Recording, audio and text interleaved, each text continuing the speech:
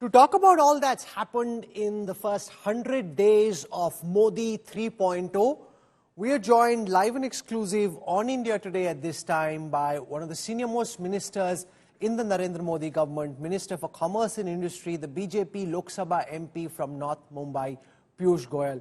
Piyush ji, welcome, and it's great to have you with us, and congratulations as your government celebrates its first 100 days in office for the third time. You know, I want to start by asking you, Piyush ji, ironically, what seems to have been the story of the past 100 days in the public eye. Here you have a government wanting to mark its first 100 days. You had a big 100-day agenda. You're wanting to take to the voters what you've been able to do in these 100 days. And at the same time, the opposition wanting to set the agenda. Delhi Chief Minister Arvind Kejriwal announcing he'll resign, go back to being an Aam Aadmi. So unlike the last 10 years where it was one-way traffic with the government setting the agenda, the 100-day anniversary captures this unique phenomena where the government is trying to set the agenda and is being pushed back by a far more aggressive opposition than in the past.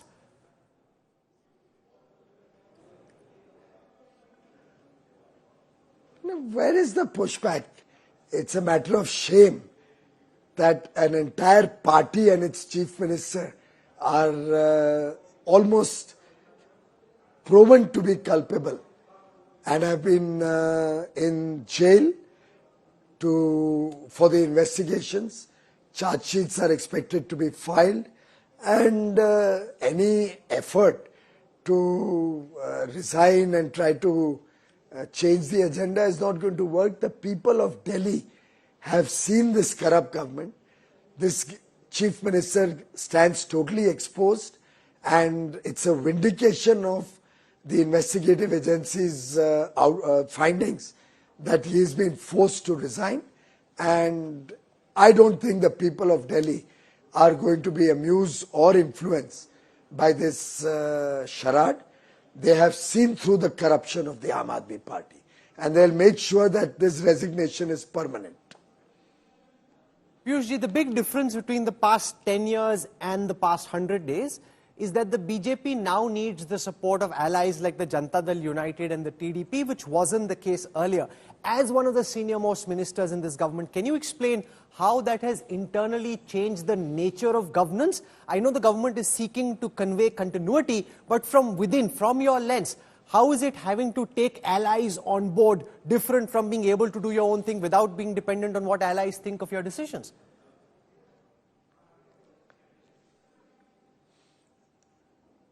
Rahul, you are missing the Honorable Prime Minister's continuous effort over 10 years to work along with his friends.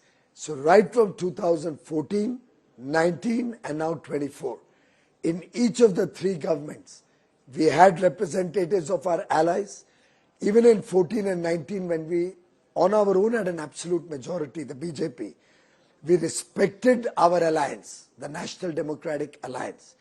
And we did not tell the allies that now you're not required, so we'll form our own government. And that is the credibility of a tall leader, a visionary, and a leader who's clearly today the world's most popular leader. On his birthday today, as we celebrate Seva Divas, as we celebrate Vishwakarma Jayanti, as we celebrate Anant Chaturdashi, as we all pledge ourselves to Swachhata, I think it's a great matter of pride for the nation that after 60 years, we have a popular leader, a prime minister who's been sworn in the third time, along with our friendly parties in the National Democratic Alliance, and all of us with shared thinking, with a common agenda, supporting the development of the country to become a developed nation by 2047. This shared vision powers this government to make breakthroughs and achieve a big agenda in the very first 100 days itself. Piyush ji, in the briefing the government did over the weekend and even in the press conference by the Home Minister this morning, the government explained what they've been able to achieve in the last 100 days. The opposition, though, says these have been 100 days that have been marked by U-turns, which wasn't the case in the past 10 years. From the decision to hire bureaucrats through the lateral entry, the decision to take back the broadcast bill, sending the Waqf board to a joint parliamentary committee, changing the long-term capital gains tax and indexation, which was announced in the budget, and coming up with a modified national pension scheme. They're saying there are multiple policy reversals which show that this government isn't as strong as the first two avatars of the Modi government. How do you respond to this critique of the opposition?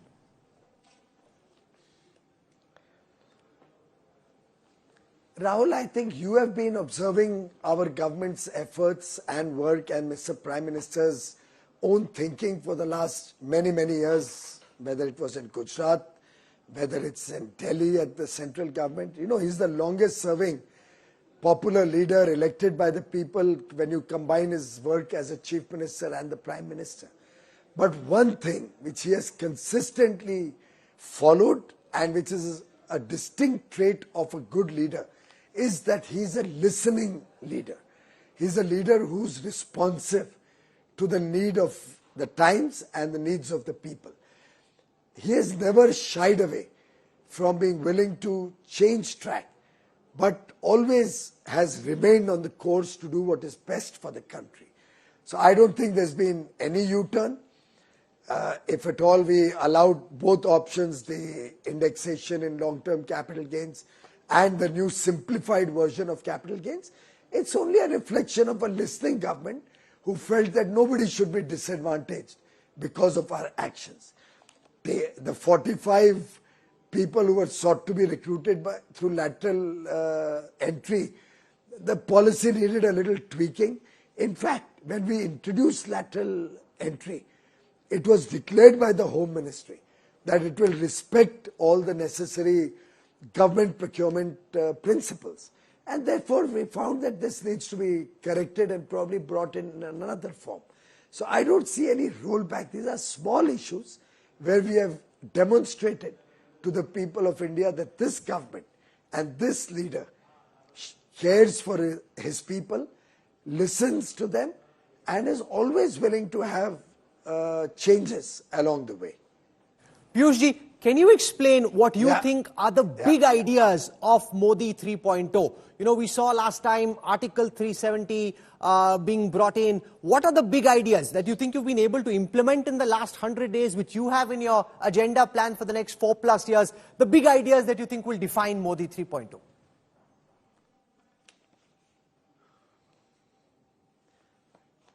I think the fact that we finally have political stability in the country and that Prime Minister Narendra Modi will get a chance to implement his vision for many more years to come has helped generate confidence in the world, in the India story. They can now see India working hard at thrice the speed, 3 times more effort to get 3 times more outcomes and take India to become a developed nation by 2047. And the fact that the milestones along the way are well defined, are planned, every single element of a person's life, whether it's ease of living, whether it's ensuring a home for everybody. We've already given 4 crore poor a free home, another 3 crore homes expected in the next 5 years. The fact that today nobody in the country sleeps hungry and India is fast becoming a 100% self-reliant economy on food grains and foodstuffs. The fact that we are one of the world leaders on sustainability and moving towards net zero, moving towards clean air and pollution-free environment very rapidly. The fact that the country cares for the youth, supports startups, supports skill development, and wants to make every young man and woman stand on his own legs, either as an entrepreneur, getting a good job in government, in industry, in the services sector, which is growing very fast, get a stable currency, and we see the Indian rupee not only stable but in a way showing strength when the whole emerging markets are in distress. We see an economy where international trade is fast growing. More and more people are getting jobs in infrastructure creation, programs to encourage electric vehicle mobility, to encourage adoption of electric vehicles, to encourage solar power, taking our renewable energy from 200 gigawatt to 500 gigawatt. by 2030. You see a plethora of actions, hundreds and hundreds of decisions taken in less than 100 days. Every cabinet meeting making game-changing rapid strides towards our dream to make India a developed nation, with an intermediate milestone that in this term, India will become the world's third largest economy, crossing $5 trillion and rapidly growing thereafter towards a $30 trillion plus economy. Piyush ji, you come from the state of Maharashtra, which is due for elections in a few weeks from now.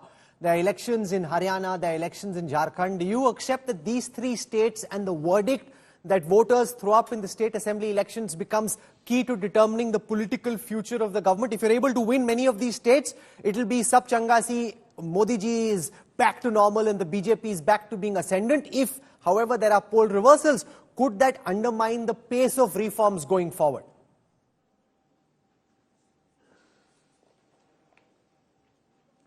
Rahul, my friend, we are going to win in all the three states of Maharashtra, Jharkhand and Haryana. And in Jammu Kashmir, the government will have the BJP as a member of the government. And you will see a massive improvement in the future of these four states. We are very confident of winning. And the people of India want to see political stability, want to see growth. The people in these four states have benefited immensely from the work of the central government. In Haryana, in Maharashtra and Jammu Kashmir, the work of our NDA governments, and the people of Jharkhand, having gone through so much corruption in their state and absolutely no development, now are yearning for change. So we have bright days ahead for the country, for these four states. One of the big decisions taken in the last 100 days was that farmers were given more flexibility when it came to exports of products like rice, of products like onion. Is that frankly done with an eye on the assembly elections, where this is a big issue in your home state, particularly of Maharashtra? Or do you think this is a signal of the new policy direction you intend to follow even beyond the assembly election cycle?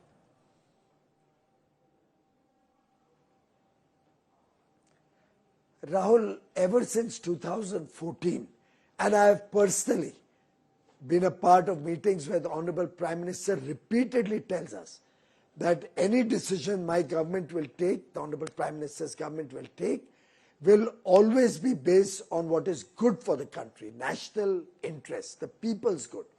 And elections will never determine any of our decisions. I have once told you also that I had once upon a time a very important decision which my ministry could have taken in an earlier department I ran, which would have helped a particular state in their local election. I went to the Honorable Prime Minister seeking his guidance and permission to announce it. And I said it will help the state government very significantly. Everything is ready. And he said, I don't want you to take decisions just because there's an election in mind. And he didn't allow me to announce it. Everything was ready. He allowed me to announce it after the state elections are over. He doesn't believe that government works election to election. He believes that government works in the long term for the good of the nation. And similarly, we have balanced the interests of consumers and farmers in our various decisions related to the farm sector. Because inflation has been brought under control due to the strong measures both of the government and Reserve Bank of India, both monetary fiscal policy working in tandem, we are back to sub 4% inflation rates now for 2 months in a row. That is what has helped us in bringing back import duties on palm oil, so we can encourage farmers to grow more soybean and oil seeds and become self-sufficient in oil seeds, balancing the interests of low inflation for consumers and the farmers' interests. Similarly, we have a good onion crop expected this year. The Kharif season is just coming in from a few days from now, and Kharif crop cannot be stored. It cannot be kept for long periods of time. Keeping their interests in mind, we have both built up a buffer stock so that consumers can keep getting onion at affordable prices and give the farmers an opportunity to export their Kharif crop so that they get very high prices for their onions. Similarly, we've had a bumper crop in rice. Therefore, we have taken the strong decision to remove the minimum export price on basmati rice, and we are reviewing other elements of export controls to make sure that farmers and consumers both will benefit from government policy. It has nothing to do with elections. These are long-term policies.